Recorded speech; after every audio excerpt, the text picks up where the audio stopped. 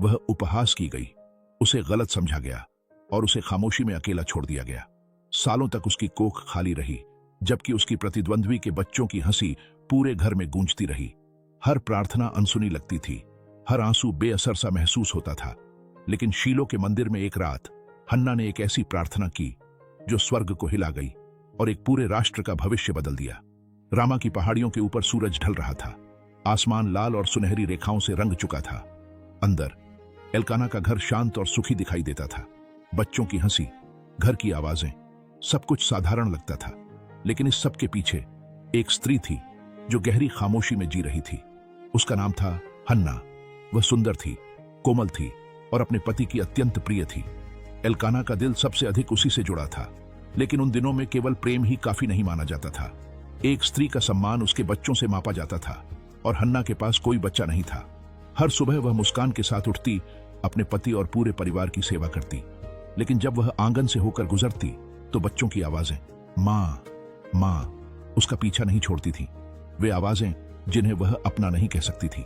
वे पनिन्ना के बच्चों की थीं, दूसरी पत्नी की, जिसके बहुत से बेटे और बेटियां थीं और जो कभी भी यह याद दिलाने का मौका नहीं छोड़ती थी कि हन्ना की गोद खाली है। कभी कभी पनिन्ना के शब्द चाकू से भी गहरा घाव दे जाते थे। शायद तुम ज्यादा मन लगाकर प्रार्थना करो, वह ताना मारती। शायद तब परमेश्वर तुम्हें भी आशीष दे। लेकिन शायद उसने तुम्हारी कोख हमेशा के लिए बंद कर दी है। अपने बच्चों से घिरी पनिन्ना घमंड से बोलती और उसके ताने हन्ना के दिल में तीर की तरह लगते। लेकिन हन्ना कुछ नहीं कहती, वह अपने आंसू निगल लेती, क्योंकि जवाब देने का मतलब था अपनी प्रतिद्वंद्वी की क्रूरता को और बढ़ाना। पर उसके भीतर वह टूट रही थी। वह दुख उठाए चल रही थी जिसे शब्दों में बयान नहीं किया जा सकता था। वह दुख जो हर उस चीज के लिए था जो दूसरों के पास थी पर उसके पास नहीं। और जब स्वर्ग भी मौन था तब एल्काना ने उसे सांत्वना देने की कोशिश की। उत्सव के दिनों में एल्काना उसे सबसे अच्छा भोजन देता, सबसे बढ़िया हिस्सा, मानो यह याद दिलाने के लिए कि वह उसकी सबसे प्रिय है। और जब रो रो कर उसका चेहरा पीला पड़ जाता तो वह उसके पास बैठ जाता और फुसफुसाकर कहता, हन्ना, तुम रोती क्यों हो? तुम खाना क्यों नहीं खाती? क्या मैं तुम्हारे लिए 10 बेटों से अधिक नहीं हूं? उसका प्रेम सच्चा था, उसके शब्द कोमल थे, पर वे हन्ना के आत्मा के घाव को भर नहीं सकते थे, क्योंकि उसकी सबसे गहरी लालसा एक बच्चे की थी और वह वरदान केवल परमेश्वर ही दे सकता था। हर रात जब पूरा घर शांत हो जाता, हन्ना धीरे से अंधेरे में निकल जाती। वह तारों के नीचे खड़ी होती, उसका चेहरा आंसुओं से भीगा हुआ, और वह आकाश की ओर फुसफुसाती, प्रभु, मुझे स्मरण रखिए, अपनी दासी को मत भूलिए। मेरी कोख खाली क्यों है? मेरा हृदय यूं क्यों टूट रहा है? उसकी आवाज कांपती, पर कोई उत्तर नहीं आता, सिर्फ जैतून के पेड़ों में चलती हवा की आवाज और रात की गहरी खामोशी। फिर भी हन्ना विश्वास से जुड़ी रही। उसे सारा की बात याद आई, जो वृद्धावस्था में इसहाक को जन्म दे पाई थी। उसे राहेल की कहानी याद आई, जिसने परमेश्वर को पुकारा और उसे यूसुफ मिला। उसे पीढ़ियों से सुनाई जाती वे कहानियां याद आईं, एक ऐसे परमेश्वर की कहानियां जो सुनता है, चाहे उसका उत्तर आने में देर ही क्यों ना हो। और इंतजार भले ही अंतहीन लगता था, लेकिन उसके भीतर आशा की एक छोटी सी लौ अब भी जल रही थी। अगर परमेश्वर ने उनके लिए किया तो वह मेरे लिए भी कर सकता है। साल बीतते गए और हर बार शीलो की यात्रा पहले से अधिक भारी लगने लगी। शीलो, वह स्थान जहां लोग परमेश्वर के सामने बलिदान और धन्यवाद चढ़ाने जाते थे। दूसरों के लिए यह समय खुशी का होता, उत्सव का, आभार का। लेकिन हन्ना के लिए यह उसे उसकी कमी की याद दिलाता था। और पनिन्ना, वह कभी इस बात को भूलने नहीं देती थी। अपने बच्चों से घिरी हुई वह अपनी आशीष का प्रदर्शन परमेश्वर के घर में ही करती, और उसके ताने हन्ना के मन में गूंजते रहते, यहां तक कि उसकी आत्मा टूटकर धूल में मिल जाने जैसी महसूस करती। एक वर्ष ऐसा आया जब शीलो की यात्रा की तैयारी हो रही थी। हन्ना धूल भरी राह पर एल्काना के साथ चल रही थी। उसके कदम धीमे थे, आंखें जमीन पर टिकी हुई थीं। वह अपने परिवार की भेंट ही नहीं, बल्कि अपनी अनकही प्रार्थनाओं का बोझ भी उठा रही थी। अन्य परिवार रास्ते भर गीत गा रहे थे, उनके बच्चे हंसते दौड़ते आगे बढ़ जाते, लेकिन हन्ना, वह बिल्कुल शांत चल रही थी। अपने आसपास की हर खुशी की आवाज उसके दिल को और अधिक चुभ रही थी। उस रात जब वह शीलो में जागती लेटी हुई थी, उसने अपना चेहरा दोनों हाथों में छिपा लिया। उसे अगली तंबू से पनिन्ना के बच्चों की नींद भरी सांसों की आवाज सुनाई दे रही थी, छोटे छोटे स्वर, जैसे दुनिया बिल्कुल सुरक्षित हो। और उनकी हर सांस हन्ना के दिल को फिर से 1000 टुकड़ों में बांट देती थी। वह अंधेरे में फुसफुसाई, उसकी आवाज रात की हवा में लगभग खोती हुई। प्रभु, मैं यह सब कब तक सहूं? आप मुझ पर कब तक दृष्टि करेंगे लेकिन उत्तर नहीं देंगे? क्या आपने सचमुच मुझे भुला दिया है? उसके आंसू लगातार बहते रहे, उसके कंधे कांपते रहे और वह अपना दुख ऐसे उंडेल रही थी मानो केवल तारे ही उसे सुन सकते हों। लेकिन अपने गहरे दुख में भी उसने परमेश्वर को दोष नहीं दिया। वह उससे दूर नहीं हुई, लेकिन उसने अपने दर्द को दबाया नहीं। वह उसे बार बार परमेश्वर की उपस्थिति में लेकर गई, उम्मीद करते हुए, विश्वास करते हुए, इंतजार करते हुए, क्योंकि उसकी आत्मा की गहराई में वह जानती थी इस्राएल का परमेश्वर किसी को नहीं भूलता। और यहीं से हन्ना की कहानी शुरू होती है। हंसी से नहीं, खुशी से नहीं, बल्कि दर्द से। उस प्रकार के दर्द से जो किसी स्त्री को घुटनों पर गिरा देता है, जो उसे शब्दों से परे पुकारने पर मजबूर करता है, जो उसके विश्वास की अंतिम सीमा को आजमाता है। वह टूटी हुई थी, उपहास की गई थी, गलत समझी गई थी, पर वह त्यागी हुई नहीं थी। भले ही स्वर्ग मौन लगता था, परमेश्वर उससे कहीं ज्यादा निकट था जितना वह समझ पाती। यह था हन्ना का मौन दर्द, और यही दर्द एक चमत्कार का बीज बनने वाला था। एक ऐसा चमत्कार जो केवल उसके जीवन को नहीं बदलता, बल्कि एक पूरे राष्ट्र की दिशा बदल देता। शीलो की यात्रा हमेशा ही हन्ना के लिए भारी रही थी, लेकिन इस वर्ष कुछ अलग था। जैसे ही वे शीलो पहुंचे, उसकी आत्मा भारी थी और लगातार आंसू रोकते रोकते उसका शरीर थक चुका था। चारों ओर हलचल थी। परिवार अपने बलिदानों की तैयारी में लगे थे। मेढ़ों की मिमियाहट, नंगे पांव दौड़ते बच्चे, माएं जोर से निर्देश देती हुई। चारों ओर उत्साह और खुशी थी, लेकिन हन्ना का हृदय दुख से धड़क रहा था। एल्काना हमेशा की तरह विश्वास योग्य अपने परिवार की ओर से बलिदान लेकर आया। उसने पनिन्ना और उसके बच्चों के सामने भोजन रखा और फिर हन्ना के सामने भी। हन्ना को उसने सबसे बढ़िया हिस्सा दिया। उसकी आंखों में प्रेम और गहरा स्नेह था, पर जैसे ही हन्ना ने थाली की ओर देखा, उसका दिल बैठ गया। वह एक कौर भी नहीं खा सकी। उसके सीने में भरा भारीपन उसकी भूख को दबा चुका था। पनिन्ना ने यह देख लिया। वह हमेशा देख लेती थी। एक तिरछी मुस्कान के साथ वह झुककर हन्ना के करीब आई, इतना धीमे कि सिर्फ वही सुन सके। इतने बच्चे, इतनी आशीष। वह फुसफुसाई, अपनी बेटियों को अपने पास खींचते हुए, कितना दुख है ना कि तुम कभी यह खुशी नहीं जान पाओगी। शायद परमेश्वर ने तुम्हारी कोख हमेशा के लिए बंद कर दी है। उसके शब्द पत्थरों की तरह हन्ना के दिल पर गिरे। हन्ना के होंठ कांपे, लेकिन उसने उन्हें जबरदस्ती बंद कर लिया। उसकी आंखों के सामने मेज धुंधली पड़ गई, क्योंकि आंसू रुकने का नाम नहीं ले रहे थे।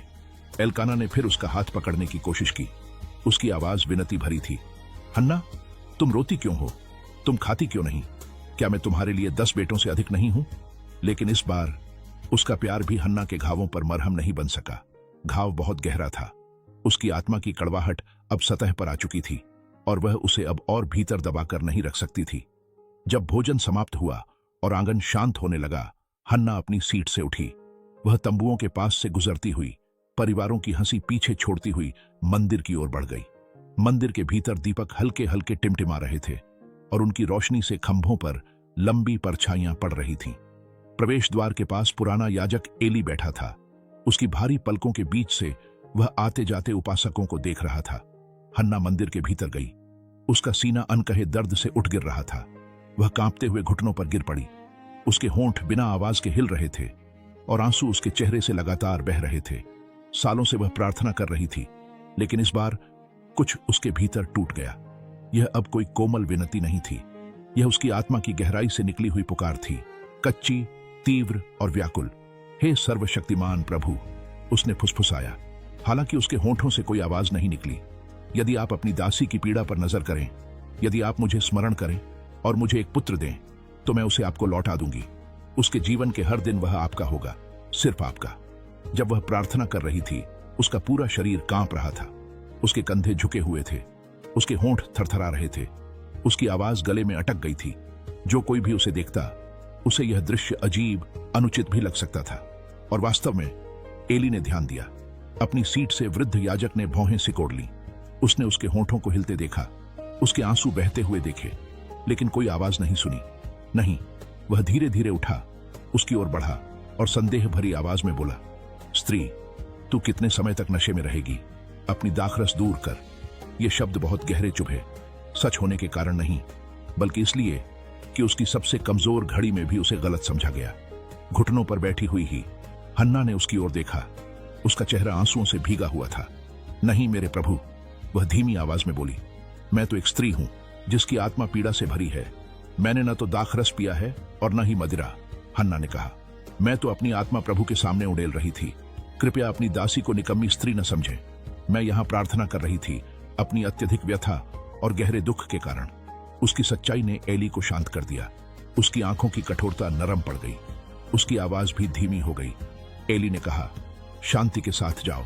इस्राएल का परमेश्वर तुम्हारी प्रार्थना को पूरा करे। और उस क्षण कुछ बदल गया। हन्ना उठ खड़ी हुई। उसकी आंखें अब भी रोने से लाल थीं, लेकिन एक अजीब सी शांति उसकी आत्मा में उतर चुकी थी। वह वापस शिविर की ओर चली और वर्षों में पहली बार उसका हृदय इतना हल्का महसूस हुआ कि वह भोजन कर सकी। उसका चेहरा अब निराश नहीं था। टूटने का क्षण आ चुका था। उसने अपना सारा दर्द प्रभु के सामने उड़ेल दिया था। और भले ही उसने अभी उत्तर को देखा नहीं था, वह विश्वास करती थी। पहली बार हन्ना को लगा कि स्वर्ग ने उसकी पुकार सुन ली है। शीलो की रात शांत थी और हवा में बलिदानों की सुगंध भारी थी। टेंटों में सारी परिवारें सो रही थीं, लेकिन हन्ना जागी हुई थी, आंखें खुली, ऊपर फैले अंधेरे कैनवस को निहारती हुई। सालों बाद पहली बार उसके आंसू सूख चुके थे। एक शांत भरोसा, कोमल लेकिन सच्चा, उसके दिल में उतर चुका था। एली के शब्द अभी भी धीमी गूंज की तरह उसके मन में बज रहे थे। शांति से जाओ और इस्राएल का परमेश्वर तुम्हें वही दे जो तुमने मांगा है। उसे पता नहीं था कि यह कब होगा या कैसे। उसे नहीं पता था कि उसका शरीर बदलेगा या नहीं, या फिर क्या उसकी बाहों में कभी कोई बच्चा होगा। पर उसके भीतर कुछ बदल चुका था। वह अपनी पीड़ा वेदी पर छोड़ आई थी और बदले में वह आशा को लेकर लौट रही थी। अगली सुबह हन्ना सबसे पहले उठ गई। उसने सादगी से कपड़े पहने, अपनी कमर पर कपड़ा कसकर बांधा और आंगन की ओर बाहर कदम रखा। सुबह की पहली रोशनी ने धरती को गुलाबी और सुनहरे रंगों में रंग दिया। पक्षियों के पहले गीत हवा में तैर उठे। हन्ना ने अपना चेहरा स्वर्ग की ओर उठाया और उसके होंठों पर एक हल्की कोमल मुस्कान उभर आई। सालों तक शीलो उसके लिए दुहक का स्थान रहा था, लेकिन अब वह उसके लिए पवित्र भूमि बन चुका था। जब परिवार रामाह लौट आया तो जीवन अपनी पुरानी लय में फिर बहने लगा। पनिन्ना के बच्चों की लगातार होती बातें, रोजमर्रा के काम, खाना पकाना, अनाज पीसना, पानी भरना। लेकिन हन्ना बदल चुकी थी। वह अब अपने दुहक को चादर की तरह अपने ऊपर लपेटकर नहीं चलती थी। उसकी हंसी छोटी छोटी फुहारों में वापस लौट आई थी। उसकी भूख लौट आई और उसके कदम फिर हल्के होने लगे। एल्काना ने यह सब देखा। वह उसे ध्यान से देखता, शायद अभी भी थोड़ा हैरान, लेकिन उसके चेहरे से उठती परछाइयों को मिटते देखकर राहत महसूस करता। और फिर बिना शोर, बिना किसी घोषणा के, इस्राएल के परमेश्वर ने हन्ना को स्मरण किया। एक शाम, दिन का सारा काम पूरा हो जाने के बाद हन्ना ने अपने शरीर में एक हल्की सी हलचल महसूस की, इतनी कोमल कि जैसे यकीन करना मुश्किल हो। उसने कांपते हाथों से अपना पेट छुआ। एक ही विचार उसकी चुप्पी को चीरता हुआ गुजरा, क्या यह सच हो सकता है? दिन हफ्तों में बदले और आशा पक्की निश्चितता में खिल उठी। हन्ना गर्भवती थी। जब उसने यह बात एल्काना को बताई, उसकी आंखें विस्मय से फैल गईं। उसने हन्ना को अपनी बाहों में भर लिया और उसका गला खुशी से भर आया। प्रभु ने मेरी सुन ली, एल्काना ने फुसफुसाते हुए कहा। और यद्यपि पनिन्ना अभी भी उसी घर में रहती थी, उसके ताने अब मायने नहीं रखते थे, क्योंकि हन्ना के भीतर अब एक ऐसा वचन पल रहा था जिसका मजाक उड़ाना किसी के वश में नहीं था। महीने बीतते गए और वह बच्चा धीरे धीरे बढ़ता गया। हन्ना का शरीर, जो कभी खालीपन का चिन्ह था, अब जीवन से भर उठा। उसके गर्भ में होने वाली हर हल्की सी हरकत परमेश्वर की विश्वास योग्यता की याद दिलाती। हर लात यह प्रमाण थी कि उसकी प्रार्थनाएं व्यर्थ नहीं गई थीं। और जब निश्चित समय आया, हन्ना ने एक पुत्र को जन्म दिया। उसने उसे अपनी बाहों में कसकर थाम लिया और उसकी आंखों से बहने वाले आंसू अब कड़वे नहीं, बल्कि मीठी कृतज्ञता से भरे थे। उसने उसका नाम शमूएल रखा, क्योंकि मैंने उसे यहोवा से मांगा था। शमूएल नाम का हर अक्षर उस प्रतिज्ञा का भार लिए हुए था। उस रात का स्मारक जब उसने अपना पूरा हृदय परमेश्वर के सामने उड़ेल दिया था। पर हन्ना की कहानी केवल पाने की कहानी नहीं थी, यह समर्पण की कहानी थी, क्योंकि उसने एक वचन दिया था, यदि परमेश्वर उसे पुत्र देगा तो वह उसे वापस उसी को अर्पित कर देगी। जब एली ने उन्हें आते देखा, वह धीरे धीरे खड़ा हुआ। उसकी आंखों में जिज्ञासा, लेकिन कोई पहचान नहीं। हन्ना आगे बढ़ी, शमूएल को अपने सीने से लगाते हुए, और विनम्रता से बोली, मेरे प्रभु, मैं वही स्त्री हूं जो आपके सामने खड़ी होकर बड़ी पीड़ा में प्रार्थना कर रही थी, जिसे आपने शराबी समझ लिया था, पर मैं तो अपना मन यहोवा के आगे उड़ेल रही थी। एली की आंखें धीरे धीरे फैल गईं। उसे वह रात याद आ गई, वो टूटी हुई, कांपती हुई स्त्री जिसके होंठ तो हिल रहे थे पर आवाज नहीं निकल रही थी। हन्ना ने शमूएल को थोड़ा ऊपर उठाकर कहा, मैंने इसी बालक के लिए प्रार्थना की थी, यहोवा ने मुझे वही दिया जिसकी मैंने मांग की थी, और अब मैं उसे यहोवा को समर्पित करती हूं। उसके जीवन के सभी दिन वह प्रभु का रहेगा। उसके शब्दों में दर्द भी था, लेकिन उससे कहीं बड़ा एक गहरा पवित्र समर्पण था। एली के चेहरे पर सम्मान उतर आया। उसने उस छोटे से बच्चे को देखा जो अभी कुछ भी नहीं समझता था, लेकिन जिसका जीवन परमेश्वर के हाथों में लिखा जा चुका था। शमूएल, वह बच्चा जो आंसुओं की गोद में जन्मा, विश्वास में पाला गया और अब वेदी पर समर्पित किया जा रहा था। हन्ना धीरे धीरे झुकी, अपने माथे को मंदिर की ठंडी भूमि से लगाया और एक गहरी सांस छोड़ी। यह सरेंडर नहीं था, यह वर्शिप थी। उसका हृदय हल्का था क्योंकि उसने वह लौटा दिया जो वास्तव में उसी का नहीं था, बल्कि उसी का था जिसने उसे दिया था। और वहीं शिलोह के मंदिर में हन्ना ने अपना गीत उठाया, एक स्त्री का गीत जिसके दुख को ईश्वर ने नृत्य में बदल दिया था। शिलोह का मंदिर उस क्षण अद्भुत रूप से शांत था। हन्ना ने जब शमूएल को एली की बाहों में रखा, वह कुछ देर तक वहीं खड़ी रही। उसकी बाहें खाली थीं, पर उसके भीतर किसी बोझ का उठ जाना साफ महसूस हो रहा था, जैसे उसने केवल अपना बच्चा नहीं, बल्कि अपना अतीत, अपनी लज्जा, अपनी अपूर्णता और अपने सालों के दुख सब वेदी पर रख दिए हों। वह बच्चा जिसके लिए उसने आंसुओं में निवेदन किया था, आज परमेश्वर के नाम लिखा जा चुका था। एली ने शमूएल की ओर देखा, उस छोटे, भोले, शांत चेहरे को जिस पर अभी भी मासूमियत की पहली छाप थी। यह कोई साधारण लड़का नहीं था, यह उस स्त्री की प्रार्थना का उत्तर था जिसने हार नहीं मानी, जो टूटने के बावजूद झुकी नहीं, जो रोते रोते भी स्वर्ग का दरवाजा खटखटाती रही। हन्ना ने धीरे से एक लंबी सांस ली।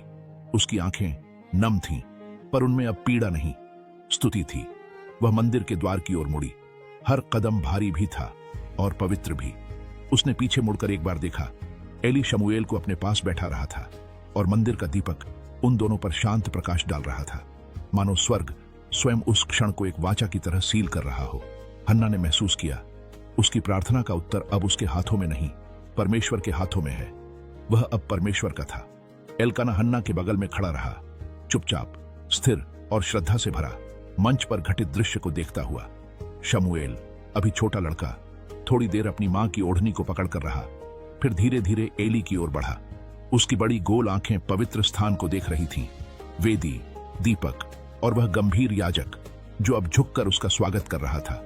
यह उसका पहला कदम था, एक ऐसी यात्रा की जो आने वाले समय में एक पूरे राष्ट्र का भविष्य आकार देगी। हन्ना का हृदय अब दुख से नहीं, बल्कि कृतज्ञता से भर गया था। वह वर्षों तक चुपचाप प्रतीक्षा करती रही। मेरा हृदय यहोवा में प्रसन्न है, उसने फुसफुसाते हुए कहा। उसकी आवाज खुशी से कांप रही थी। मेरा सींग ऊंचा उठाया गया है, मेरा मुंह मेरे शत्रुओं पर गर्व करता है, क्योंकि मैं आपके उद्धार में आनंदित हूं। उसके शब्द अब और भी प्रबल हो गए, मंदिर के आंगनों में गूंजने लगे। हन्ना ने घोषणा की कि यहोवा मृत्यु लाता है और जीवन देता है, कि वह गर्वीलों को नीचा करता है और नीचों को ऊंचा उठाता है, कि वह गरीबों को धूल से उठाकर राजाओं के साथ बैठाता है। अब यह केवल हन्ना की बातें नहीं थी, यह भविष्यवाणी थी, एक घोषणा कि परमेश्वर कौन है, एक ऐसी स्त्री के माध्यम से बोली गई जिसका दुख गीत में बदल चुका था। शमूएल शिलोह में रह गया, एली की देखभाल में बड़ा हुआ। हन्ना और एल्काना घर लौट आए, लेकिन वे उसे कभी नहीं भूले। हर साल जब वे वार्षिक बलिदान के लिए आते, हन्ना अपने साथ एक छोटी सी चादर लाती जो उसने अपने हाथों से सी थी। यह एक मां का उपहार था, प्रेम और प्रार्थना से बुना हुआ। हर बार जब वह इसे उसके कंधों पर डालती, उसे दूरी का दर्द भी महसूस होता और साथ ही भाग्य की खुशी भी। शमूएल अब हन्ना के पास नहीं था, लेकिन वह परमेश्वर के हाथों में था, और यही काफी था। यहोवा जिसने एक बार हन्ना को याद किया था, उसने उसे फिर से नहीं भुलाया। आने वाले वर्षों में उसने हन्ना को और भी संतानें दी, 3 पुत्र और 2 पुत्रियां। वह स्त्री जिसे कभी बांझ होने का मजाक उड़ाया गया था, अब कई बच्चों की मां बन चुकी थी। उसके घर में हंसी गूंजने लगी, वह आवाज जिसकी वह कभी प्रतीक्षा करती थी। फिर भी उस सभी खुशी के बीच उसने कभी उस लड़के को नहीं भुलाया जिसे उसने समर्पित किया था, क्योंकि शमूएल ही उसकी प्रतिज्ञा का प्रमाण था, उसकी प्रार्थना का जीवित उत्तर। इसी बीच शिलोह में बच्चा बड़ा हो रहा था। शमूएल के कदम मंदिर के आंगनों में गूंजते, उसके छोटे हाथ सेवा के कार्य सीखते। और उसके कान धीरे धीरे परमेश्वर की आवाज के लिए संवेदनशील होते गए। हालांकि वह अभी भी एक लड़का था, लेकिन उसमें एक ऐसी उपस्थिति थी जो उसे अलग बनाती थी। जो लोग उसे देखते वे फुसफुसाते, यहोवा की कृपा उस पर विश्राम करती है। और सच में यह सच था, क्योंकि शमूएल कोई साधारण बच्चा नहीं था। शमूएल वह प्रार्थना का पूरा फल था जिसने स्वर्ग को चीरते हुए परमेश्वर तक पहुंच बनाई थी। यह कहानी की शुरुआत थी, एक ऐसी कहानी जो राजाओं और राष्ट्रों को हिला देगी। हन्ना को याद था उसकी लंबी रातें आंसुओं में, पनिन्ना के निर्दयी शब्द, गलत समझी गई प्रार्थनाएं, और तभी उसे एक गहरी सच्चाई समझ में आई। परमेश्वर की चुप्पी उसकी अनुपस्थिति नहीं थी, यह तैयारी थी। हर विलंब ने उसके विश्वास को आकार दिया, हर आंसू ने भाग्य के बीज को पानी दिया, हर प्रार्थना ने उस बच्चे का मार्ग प्रशस्त किया जो इतिहास बदलने वाला था। और इसलिए वह स्त्री जो कभी लज्जा और अपमान में चलती थी, अब आशा का प्रतीक बन गई। उसकी कहानी अब केवल बांझपन की नहीं थी, यह परमेश्वर की याद रखने वाली शक्ति की कहानी थी।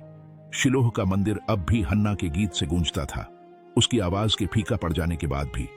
जो शुरू हुआ था दुख भरी फुसफुसाई प्रार्थना के रूप में, अब वह विजय का उद्घोष बन चुका था। उसने लज्जा का कड़वापन चखा, पर अब उसके होंठ भविष्यवाणी और स्तुति से भरे थे। वह स्त्री जिसे कभी बांझपन के लिए उपहास का सामना करना पड़ा था, अब उसी के रूप में बोल रही थी जो जानती थी कि परमेश्वर नीचों को ऊंचा उठाता है और गर्वीलों को बिखेर देता है। मेरा हृदय यहोवा में प्रसन्न है, मेरी शक्ति मेरे परमेश्वर में ऊंची हुई है। उसके शब्द केवल कविता नहीं थे, वे प्रकाशन थे। वे उसके जीवन यात्रा का भार उठाए हुए थे। सालों की प्रतीक्षा, सालों के आंसू, सालों का समर्पण, सब कुछ अब स्तुति में बदल चुका था। उसने यह खोज लिया कि वही परमेश्वर जो गर्भ को बंद कर देता है, वह इसे फिर खोल भी सकता है, और वही परमेश्वर जो दुख की अनुमति देता है, खुशी भी उत्पन्न कर सकता है। राम में उसका जीवन अब बच्चों की हंसी से भरा था। पुत्र और पुत्रियां उसके पैरों में खेलते, उनकी आवाजें आंगन में संगीत की तरह गूंजती। लेकिन उस आशीष के बीच भी हन्ना ने कभी उस बच्चे को नहीं भुलाया जिसे उसने यहोवा को समर्पित किया था। हर साल जब वह शमूएल के लिए एक नया वस्त्र बनाती, वह अपने प्रार्थनाओं को उस कपड़े में बुना देती। हर धागे के साथ वह फुसफुसाती, मार्गदर्शन कर प्रभु, उसका जीवन तेरे बारे में बोले। और परमेश्वर ने उत्तर दिया। शिलोह में शमूएल बढ़ता गया, कद में भी और परमेश्वर तथा मनुष्यों की कृपा में भी। एली की देखरेख में वह बालक मंदिर के दीपक की लौ संभालना सीखता, आंगनों को झाड़ना, चुपचाप सेवा करना और प्रतीक्षा करना सीख रहा था। पर उसके भीतर केवल कर्तव्य नहीं था, उसकी आत्मा को तैयार किया जा रहा था उस आवाज के लिए जो एक दिन रात की नीरवता में उसका नाम पुकारेगी। शमूएल आंसुओं से जन्मा हुआ बच्चा, राजाओं का अभिषेक करने वाला भविष्यद्वक्ता बनने के लिए नियत था। हन्ना की कहानी अब केवल उसकी कहानी नहीं रही थी, वह इस्राएल की नियति का हिस्सा बन चुकी थी। क्योंकि शमूएल के माध्यम से परमेश्वर एक राष्ट्र को उठाएगा, अपने लोगों का मार्गदर्शन करेगा और इतिहास की दिशा बदल देगा। और यह सब शुरू हुआ एक ऐसी स्त्री से जिसने अपने दर्द में भी प्रार्थना करना नहीं छोड़ा। सालों बीत गए, पर उस प्रतिज्ञा की स्मृति कभी नहीं मिट सकी। राष्ट्र उसे उस बांझ स्त्री के रूप में याद नहीं करेगा जिसका उपहास उसकी प्रतिद्वंद्वी ने किया था, बल्कि उसे याद किया जाएगा शमूएल की मां के रूप में, भविष्यद्वक्ता की मां, न्याय की मां, उस राजा बनाने वाले की मां। उसका अपमान उसकी गवाही बन गया, और उसकी गवाही इस्राएल की आशा। अपने कमरे की नीरवता में कभी कभी हन्ना फिर से अपना स्वर उठाती। यह अब निराशा की पुकार नहीं थी, यह विजय का गीत था। एक गीत जो कहता था कि यहोवा घमंडियों को गिरा देता है और टूटे हुए हृदयों को उठाता है, कि वह बांझ स्त्री को संतानों से हर्षित माता बनाता है, कि कोई भी मानवीय क्रूरता, कोई भी गलतफहमी उस परमेश्वर को नहीं रोक सकती जो याद रखता है। उसका जीवन इस सत्य का प्रमाण था कि विश्वास कभी व्यर्थ नहीं जाता, कि आंसू कभी भुलाए नहीं जाते, कि पीड़ा में किए गए वचन अनंत काल तक गूंजते हैं। हन्ना ने एक पुत्र के लिए प्रार्थना की थी, लेकिन परमेश्वर ने उसे उससे कहीं अधिक दिया। उसने उसे शमूएल दिया, और शमूएल के माध्यम से उसे एक ऐसी विरासत दी जो पूरे राष्ट्र को बदल दे। इसलिए हन्ना की कहानी मौन में नहीं समाप्त होती, यह गीत में समाप्त होती है। एक ऐसा गीत जो पीढ़ियों तक घोषणा करता है, जो परमेश्वर याद रखता है वही परमेश्वर आज भी उत्तर देता है। जो परमेश्वर नीचों को उठाता है वही परमेश्वर सदा राज्य करता है। यही है हन्ना की विजय, वह स्त्री जिसने दर्द में प्रार्थना की और एक राष्ट्र को बदल दिया। और इस प्रकार हन्ना की कहानी समाप्त होती है। वह स्त्री जिसने अपने दर्द के बीच प्रार्थना की और जिसकी आस्था ने उस भविष्यवक्ता को जन्म दिया जिसने एक पूरे राष्ट्र को बदल दिया। उसकी जिंदगी हमें याद दिलाती है कि जब स्वर्ग चुप हो जाता है तब भी परमेश्वर आपको नहीं भूलता। वह आज भी आपको देखता है, वह आज भी आपको याद रखता है, वह आज भी आपकी सुनता है। अगर इस कहानी ने आपके हृदय को छू लिया है तो इसे अपने तक मत रखिए, किसी ऐसे व्यक्ति के साथ जरूर साझा कीजिए जिसे आज आशा की जरूरत है। और अगर आप ऐसी ही और शक्तिशाली बाइबल कहानियां इस तरह से सुनना चाहते हैं तो बाइबल स्टोरीज एक्सप्लेन्ड को सब्सक्राइब करें और बेल आइकन ऑन कर दीजिए ताकि आप अगली कहानी कभी मिस न करें। देखने के लिए आपका बहुत बहुत धन्यवाद। जिस परमेश्वर ने हन्ना को याद किया वही परमेश्वर आज आपको भी याद करे। अगली बार तक आशीषित रहें।